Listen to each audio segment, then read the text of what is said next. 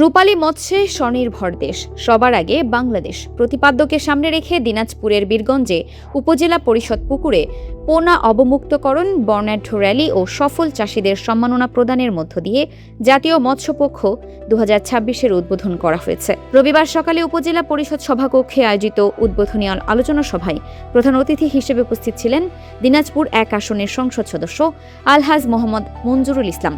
উপজেলা নির্বাহী অফিসার সুমা খাতুনের সভাপতিত্বে ও সিনিয়র উপজেলা মৎস্য কর্মকর্তা মোহাম্মদ ফজলে ইবনে কাউসার আলীর সঞ্চালনায় অনুষ্ঠানে বিশেষ বক্তব্য রাখেন বীরগঞ্জ পৌর বিএনপির সভাপতি আলহাজ মোহাম্মদ আমিরুল বাহার, উপজেলা বিএনপির সাধারণ সম্পাদক মোহাম্মদ জাকির হোসেন ধলু, সাংগঠনিক সম্পাদক মোজাহিদুল ইসলাম মাজু, জেলা বিএনপির উপদেষ্টা রেজওয়ানুল ইসলাম রিজু, মৎস্যজীবী সমিতির সভাপতি নরেন রায় এবং মৎস্যজীবী দলের সদস্য সচিব মাহবুবুর রহমান সজীব।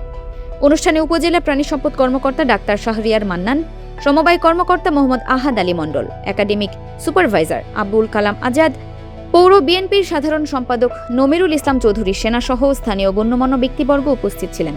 সভায় সভাপতির বক্তব্যে ইউএনওর সুমা খাতুন বলেন, আধুনিক প্রযুক্তি ও বৈজ্ঞানিক পদ্ধতি কাজে লাগিয়ে মাছের উৎপাদন বৃদ্ধির মাধ্যমে বীরগঞ্জের স্থানীয় অর্থনীতি ও কর্মসংস্থানকে আরও শক্তিশালী করতে হবে।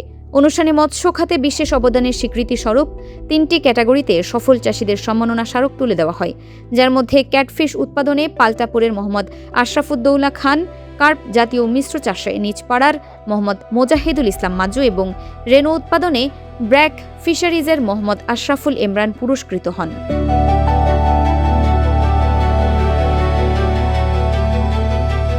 ফারহানা নিজাম, দিনাজপুর টিভি।